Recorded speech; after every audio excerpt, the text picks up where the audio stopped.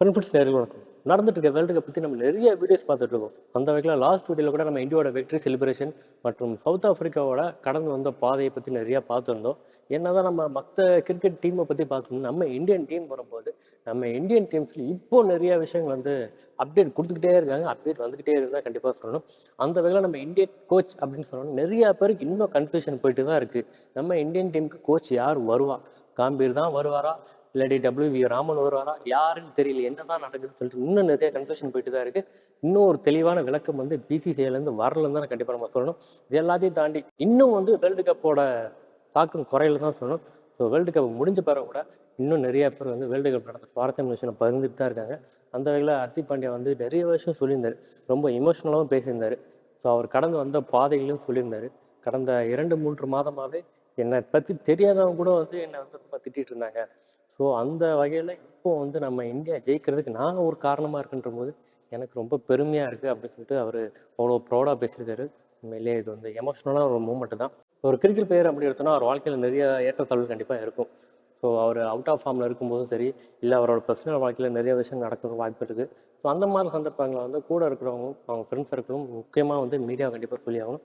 அவங்க எல்லாருமே வந்து அவரை பற்றி விமர்சனத்துக்கு உள்ளாக்கும் போது, அவரை பற்றி தரைக்குறவாக பேசும்போது அவர் மனசு எந்த அளவு காயப்பட்டிருக்குன்னு எல்லாருக்குமே தெரியும். இது எல்லாத்தையும் தாண்டி வர்றதுக்கு இந்த வேர்ல்டு கப்பை அவர் பயன்படுத்திட்டாருன்னு கண்டிப்பாக சொல்லணும். ஸோ இதன் மூலமாக எல்லாத்துக்குமே வந்து பதிலடி கொடுத்துருக்காரு. ஸோ நான் பொறுமையாக இருந்தேன், எனக்கான நேரம் கண்டிப்பாக நான் யாருன்னு நிரூபிப்பேன்னு சொன்னார். அதே மாதிரி நம்ம இந்தியாவுக்கு கப்பை வாங்கி கொடுத்ததில் அவருக்கான பங்கு கண்டிப்பாக இருக்குன்னு சொல்லணும். சரி, ஓகே. இப்போ வந்து இந்தியன் டீம் கோச் அப்படின்னு வருவோம். டிராவிட் வந்து இப்போ தான் வின் பண்ணி கொடுத்துருக்காரு. அவரோட காலத்தையே நம்ம இன்னும் நீட்டிக்கக்கூடாதுன்னு நிறைய பேர் கேட்கலாம். அதுக்கு வந்து BCCI சேர்மன் வந்து தெளிவாக மென்ஷன் பண்ணியிருந்தார். அவர் வந்து அவரோட குடும்பத்தோட வந்து டைம் ஸ்பெண்ட் பண்ணோம். ஸோ அதனால் நாங்கள் எந்த ஒரு ப்ரெஷரும் கொடுக்கல. அவரோட ரிட்டையர்மெண்ட்டை நாங்கள் ஏற்றுக்கிட்டோம். அதனால தான் அவரோட பீரியட் வந்து நாங்கள் எக்ஸ்டெண்ட் பண்ணல அப்படின்னு சொல்லிட்டு தெளிவாகவே சொல்லியிருக்காங்க. இது எல்லாத்துக்கும் மேலே டிராவிட் சொல்லியிருக்க இன்னொரு விஷயம் என்னென்னு பார்த்தீங்கன்னா, நம்ம வந்து ஒயிட் பாலில் வந்து எல்லாத்தையும் நம்ம அச்சீவ் பண்ணியாச்சுன்னு இப்போ திரும்பவும் வந்து அச்சீவ் பண்ணியிருக்கோம் தான் கண்டிப்பாக சொல்லணும். ஆனால் ரெட் பாலில் இன்னும் இந்த ICC வேர்ல்டு டெஸ்ட் சாம்பியன்ஷிப் கண்டிப்பாக இந்த வருஷம் நம்ம இந்தியா வின் பண்ணணும். ஸோ அதுக்கு விராட் கோலி அவர் வந்து கண்டிப்பாக வந்து உறுதுணையாக இருப்பாங்க நம்புறேன்னு சொல்லிட்டு அவர் கோலியை தான் மென்ஷன் பண்ணி சொல்லியிருக்காரு. இந்திய அணியுடனான அவரோட பதவிக்காலம் முடிஞ்சிருந்தாலும் அவர் பயணித்த அதே பாதையில் வந்து வீரர்களும் பயணிக்கணும்னு சொல்லியிருக்காரு. குறிப்பாக வந்து விராட் கோலி அண்ட் ரோஹித் சர்மா தான் மென்ஷன் பண்ணியிருக்காரு. ஸோ இந்த மாதிரி விஷயங்கள் பார்க்கும்போது நமக்கு இன்னும் கொஞ்சம் நெகிழ்ச்சியாக தான் இருக்குது. ஸோ இந்தியன் டீமுக்கு இப்படி ஒரு பாண்டிங் கண்டிப்பாக தேவை அப்படின்னு தான் நான் கண்டிப்பாக சொல்லுவேன். ரெண்டாவது, வேர்ல்டு கப் முடிஞ்சோடனே ஹர்திக் பாண்டியா, ரோஹித் சர்மா கிளாஷை பற்றி சொன்ன எல்லாருக்குமே அந்த ஒரு முத்தம் வந்து எல்லாரோட மனசுலையும் இது ஒன்லி கேம் தான். ஸோ எல்லாரும் இந்தியாவுக்காக மட்டும் தான் விளையாடுறாங்க. ப்ரௌட் டு பி இந்தியன் அப்படின்னு சொல்லிட்டு அவங்க சொல்லாமல் சொல்லியிருக்காங்க தான் கண்டிப்பாக சொல்லணும். இந்த மாதிரி விஷயங்களை நம்ம இந்திய அணி வீரர்களிடம் பார்க்கும்போது உண்மையிலே நமக்கு வந்து அடுத்து வர்ற ஜென்ரேஷனுக்கும் இது வந்து ஒரு எடுத்துக்காட்டாக தான் இருக்குன்னு தான் தோணுது.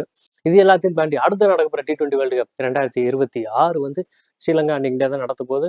ஸோ இப்போவே நிறைய பேர் சொல்லிட்டாங்க அந்த கப்பு கண்டிப்பாக வந்து இந்தியாவுக்கு தான் அப்படின்னு. அதுக்கு நிறையா ப்ளஸ் சொல்லிட்டே போகலாம். இப்போ நம்ம IPL வந்து இந்தியாவில் தான் இருக்குது. ஸோ IPL நம்மளோட இந்தியன் பிளேயர்ஸ் எப்படி விளையாடுவாங்க நம்ம எல்லாருக்குமே தெரியும். அதுவும் இந்தியன் கிரவுண்டில் ஒருத்தர் சலச்சம் இல்லைன்ற மாதிரி தான் விளையாண்டுட்டு இருப்பாங்க. அப்படி இருக்கும்போது T20 மேட்ச் வந்து இந்தியாவில் நடந்துச்சுன்னா அது மற்ற வெளிநாட்டு பிளேயர்ஸுக்கு எப்படி இருக்கும் நமக்கு எல்லாருக்குமே தெரிஞ்ச விஷயங்கள் தான். ஸோ இனி நடக்கப்போகிற 2 IPL சீசனுக்கும் வெளிநாட்டு பிளேயர்ஸ் வந்து ரொம்ப கான்சன்ட்ரேஷனாக இருப்பாங்க. ஸோ கண்டிப்பாக வந்து இந்தியன் பிச் எப்படி இருக்குன்னு அவங்க கணிப்பாங்க. எப்படி இருந்தாலும் இங்கே இருக்கிற அந்த 15 பேர் வந்து கண்டிப்பாக உலகத்தரத்தில் இருக்கிற வேர்ல்டு கிளாஸ் பிளேயருக்கு எல்லாருமே சரிசமமாக தான் இருப்பாங்க. ஸோ இந்த தடவை இந்தியா வின் பண்ணுற ரொம்ப கஷ்டம்னு சொல்லிட்டு இப்போவே நிறைய பேர் சொல்லிட்டு இருக்காங்க. அதாவது 2026 நம்ம நடப்போகிற மேட்சை பற்றி. ஸோ இதெல்லாம் கேட்கும்போது நல்லா தான் இருக்குது. ஆனால் நம்ம வெயிட் பண்ணி தான் பார்க்கணும். ஸோ எல்லாருமே வந்து அவங்கவுங்க நாட்டுக்காக கண்டிப்பாக விளையாடுவாங்க. ஸோ அந்த நேரத்தில் யார் திறமை அதிகமாக வெளிப்படுத்துகிறோமோ அந்த அன்றைக்கி தான் கண்டிப்பாக வெற்றி கிடைக்கும். இது எல்லாத்தோட WV ராமன் அண்ட் காம்பீர் இது என்ன தான் ஆச்சு எல்லாருமே இப்போ வரைக்கும் கேட்டு தான் இருக்காங்க.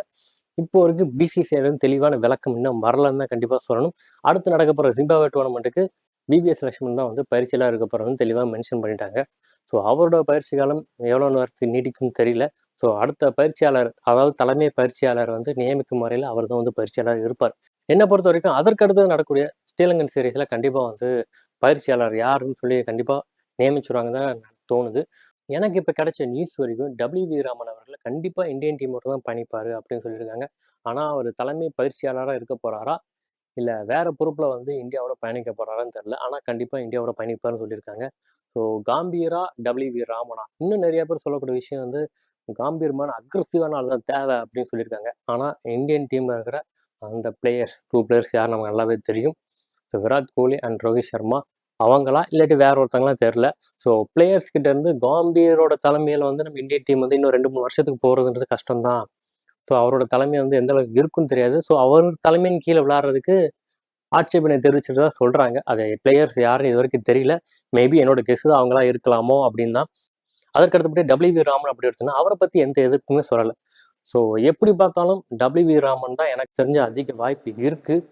ஆனால் சொல்ல முடியாது. அவங்க காம்பீரை தான் சூஸ் பண்ணியிருந்தாங்க. நான் லாஸ்ட் வீடியோவில் சொல்லியிருந்தேன்.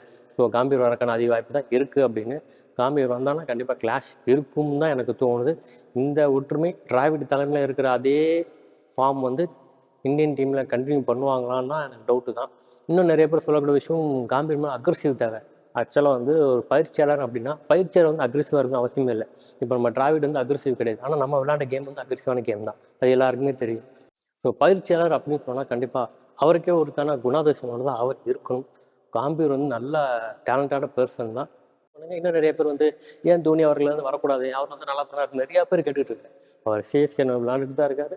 ரிட்டையர்ட் ஆனால் கூட வந்து அவரால் உடனே போக முடியாது. ஏன்னா இன்டர்நேஷனல் கிரிக்கெட் வந்து ரிட்டையர்ட் ஆகி ஒரு மினிமம் வந்து 5 இயர்ஸ் ஆகுது வெளியே வந்திருக்கணும். என்னை பொறுத்த வரைக்கும் டபிள்யூ ராமனா அவர் காம்பீராக கண்டிப்பாக நான் டபிள்யூ ராமன் அவர்களை தான் சூஸ் பண்ணுவேன். தமிழ்நாடு டீமுக்காக இருக்கட்டும், இந்திய மகளிர் அணிக்காக இருக்கட்டும், அவரோட செயல்பாடு வந்து எல்லாருக்குமே திருப்திகரமாக இருந்திருக்கு. இது எல்லாத்தையும் தாண்டி நம்ம மென்ஸ் இந்தியன் டீமை பற்றி அவர் நிறைய விஷயங்கள் வந்து புரிதலோடு இருக்காருன்னு சொல்லியிருக்காங்க.